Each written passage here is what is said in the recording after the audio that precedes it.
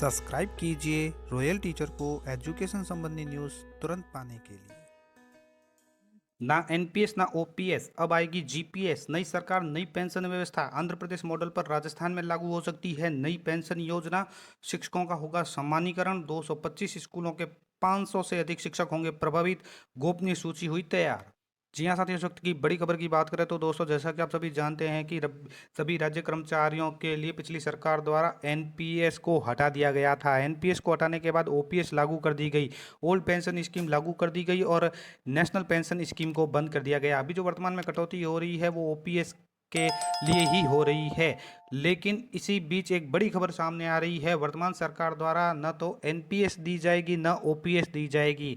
उन्होंने एक बीच का रास्ता निकाला है और जिसका नाम रखा है जीपीएस। बात करते हैं पूरी बड़ी खबर की, तो कर्मचारियों की सबसे बड़ी समस्या का होने जा रहा है समाधान। निकलेगी ओपीएस और एनपीएस के बीच की राह। अब भजनलाल सरकार देने जा रही है पेंशन की गारंटी। जी हां दोस्तों, आंध्र प्रदेश की तर्ज पर प्रदेश में जीपीएस लाने की कवायद शुरू हो चुकी है। गारंटेड पेंशन सिस्टम यानी जीपीएस में कर्मचारियों को करना होगा अपना अंशदान। आचार संहिता खत्म होने के बाद हो सकता है बड़ा फैसला। फिलहाल किया जा रहा है इसके बारे में पूरा अध्ययन। प्रदेश में पूर्ववर्ती गहलोत सरकार के सबसे बड़े सियासी दाव ओल्ड पेंशन स्कीम को भजनलाल सरकार बदलने का मन बना रही है। इसमें आंध्र प्रदेश की तर्ज पर राजस्थान में 50% पेंशन के नियम लागू किए जा सकते हैं। इसके लिए वित्त विभाग द्वारा यानी वित्त विभाग के स्तर पर कागजी कार्रवाई की जा रही है, लेकिन नीतिगत निर्णय होने की वजह से आचार संहिता खत्म होने के बाद ही इसमें कोई बड़ा निर्णय हो सकता है। इसी के अलावा अब जानकारी के अनुसार आपको बता दें कि भजनलाल सरकार गारंटेड पेंशन सिस्टम यानी जीपीएस लागू करने पर विचार कर रही है और इसे पुरानी पेंशन और नई पेंशन सिस्टम का मिश्रण बताया जा रहा है, या यूं कहें कि ये पुरानी पेंशन सिस्टम और नए पेंशन सिस्टम यानी ओपीएस और एनपीएस के बीच का रास्ता अपनाने जा रही है। एक्सपर्ट का मानना है कि पेंशन ओपीएस का विकल्प बन सकती है। इसमें सरकार ने कर्मचारियों को रिटायरमेंट के बाद गारंटी के साथ पेंशन देने का विकल्प दिया है। इसके अलावा भी कई ऐसी सुविधाएं हैं जो पुरानी पेंशन से मेल खाती है। इसके अलावा आपकी जानकारी के लिए बता दें कि पिछली गहलोत सरकार ने साल 2004 के बाद वाले कर्मचारियों के लिए लागू नई पेंशन स्कीम यानी एनपीएस की जगह ओपीएस लागू की थी। इसके बाद कांग्रेस शासित कुछ अन्य राज्यों में भी ओपीएस लागू की गई, लेकिन केंद्र सरकार में ओपीएस लागू नहीं की गई। राजस्थान में पेंशन पर सरकार सालाना करीब 26,000 करोड़ रुपए खर्च कर रही है, यानी हर महीने करीब 1300 करोड़ रुपए। इसके अलावा सोशल सिक्योरिटी पेंशन पर भी लगभग 1100 करोड़ रुपए प्रति माह खर्च होते हैं। और आपको बता दें कि विधानसभा चुनाव के दौरान पूर्व सीएम अशोक गहलोत ने जो 5 गारंटी दी थी, उनमें एक यह थी कि ओल्ड पेंशन स्कीम के लिए नया कानून लाया जाएगा। हालांकि कांग्रेस चुनाव इस बारे में हार चुकी है। नई और पुरानी पेंशन के बीच की राह है जीपीएस। कर्मचारियों को करना होगा इसमें अंशदान। आपको बता दें कि कर्मचारियों से इसमें अंशदान लिया जाएगा। गारंटेड पेंशन सिस्टम में कुछ चीज़ें एनपीएस की शामिल की गई है, तो कुछ पुरानी पेंशन की सुविधाएं शामिल है। इस स्कीम में कुछ नियम नए पेंशन सिस्टम के हैं तो कुछ पुरानी सिस्टम पेंशन के हैं। इसके तहत कर्मचारियों को पेंशन की सुरक्षा तो मिलेगी, लेकिन इसके लिए अंशदान भी करना होगा। जीपीएस में सरकारी कर्मचारियों को गारंटेड पेंशन के लिए अपनी तरफ से अंशदान करना होगा, जैसा कि अभी एनपीएस में किया जाता है। हालांकि रिटायरमेंट के बाद कर्मचारियों को उनकी आखिरी सैलरी का 50% पेंशन के रूप में दिया जाएगा, यानी आपकी रिटायरमेंट के वक्त आपकी जो सैलरी होगी उसका 50% पेंशन के रूप में दिया जाएगा। ओपीएस में भी कर्मचारियों को उनकी आखिरी सैलरी का 50% दिया जाता है। इसके अलावा अन्य कर्मचारियों की तरह रिटायरमेंट के बाद पेंशनधारियों को भी महंगाई भत्ता और महंगाई राहत दिया जाएगा।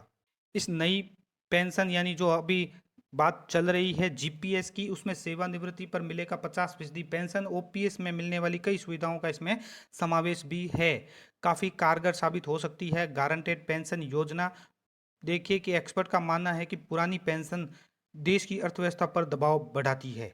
इससे राजकोषीय घाटा भी काफ़ी बढ़ जाता है। इसकी वजह से 2004 में पेंशन सुधार के तहत एनपीएस लागू किया गया था। पुरानी पेंशन में कर्मचारियों की तरफ से कोई अंशदान नहीं किया जाता है, जबकि एनपीएस में उसकी सैलरी का 10% अंशदान होता है और सरकार की ओर से भी 14% का अंशदान किया जाता है। एक्सपर्ट के मुताबिक नई पेंशन योजना के तहत अभी कर्मचारी को उनकी आखिरी सैलरी की करीब 35 से 40% राशि पेंशन के रूप में मिलती है। चूंकि ओपीएस में आखिरी सैलरी का 50% मिलता है, तो दोनों के बीच का गैप सिर्फ 10% है। इससे सरकारी खजाने पर ज़्यादा बोझ भी नहीं आएगा और कर्मचारियों को उनकी पूरी सुरक्षा भी मुहैया कराई जा सकेगी। हालांकि इसके लिए उनकी सैलरी से अभी किया जाने वाला कंट्रीब्यूशन जारी रहेगा। बात करें इसी के संबंध में, तो आंध्र प्रदेश मॉडल पर राजस्थान में लागू हो सकती है नई पेंशन योजना, जो ओपीएस और एनपीएस से अलग है, और इसका नाम है जीपीएस। आंध्र प्रदेश के नए गारंटेड पेंशन सिस्टम जीपीएस एक तरीके से ओल्ड पेंशन स्कीम और नई पेंशन स्कीम यानी मिश्रण जैसा है, और ये कॉन्ट्रीब्यूटरी स्कीम यानी अंशदायी योजना है, जिसमें जीपीएस में ठीक ओल्ड पेंशन स्कीम की तरह पेंशन की धनराशि फिक्स है। इसमें राज्य सरकार कर्मचारियों को जीपीएस में 10% अंशदान देना होगा और सरकार भी इतना ही अंशदान दे देगी।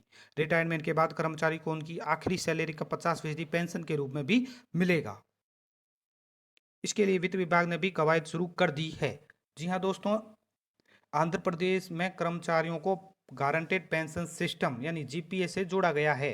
पूर्व कांग्रेस अशोक गहलोत सरकार ने न्यू पेंशन स्कीम की जगह ओल्ड पेंशन स्कीम यानी ओपीएस लागू की थी।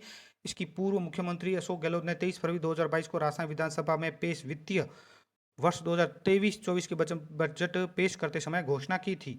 उस साल उनकी पालना में 62 कर्मचारियों को ओल्ड पेंशन स्कीम का लाभ भी दिया गया था।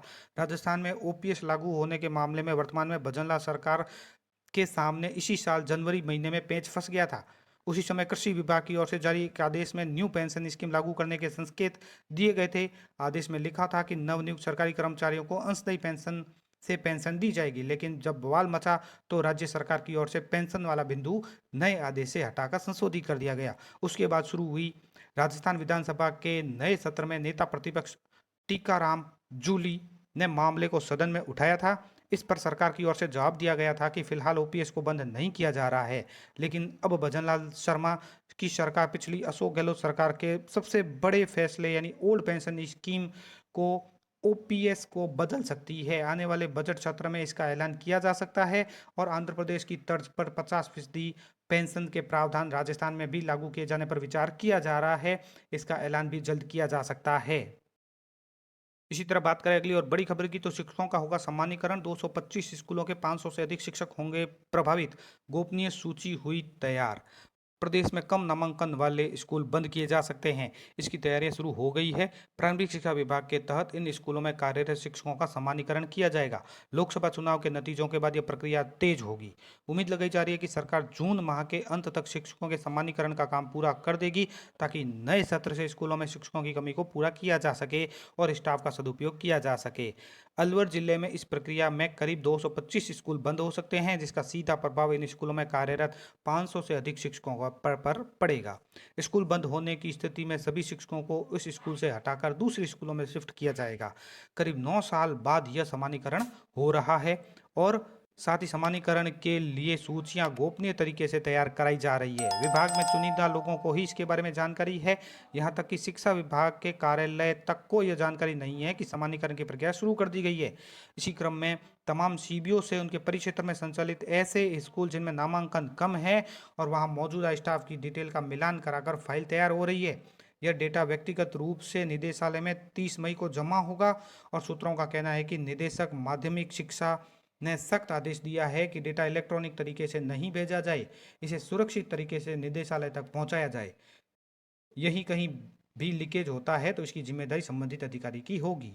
बात करें सम्मानीकरण की, तो प्रक्रिया में प्राइमरी में 20 और अपर प्राइमरी में 30 नामांकन का आधार रहेगा। सम्मानीकरण की प्रक्रिया को लेकर निदेशालय ने साफ किया है कि ऐसे प्राइमरी स्कूल जहां नामांकन 20 या उससे कम है, ऐसे उच्च प्राथमिक विद्यालय जहां नामांकन 30 या उससे कम है, उन स्कूलों व वहां कार्यरत कुल स्टाफ को फोकस किया जाए और उनकी रिपोर्ट तैयार की जाए। ऐसा बताया जा रहा है कि सम्मानीकरण के पीछे तर्क यह है कि सरकार ने साला संबलन के दौरान हर महीने शिक्षा विभाग के अधिकारियों की रिपोर्ट का अध्ययन किया, तो स्कूलों में बच्चों व शिक्षकों को लेकर बड़ी विसंगतियां मिली है। जिले में राजगढ़, बानसूर, रामगढ़ में ऐसे स्कूल भी मिले जहां 2-2 बच्चों पर 2-2 शिक्षक, कई 3 बच्चों पर 4-4 शिक्षक मिले हैं।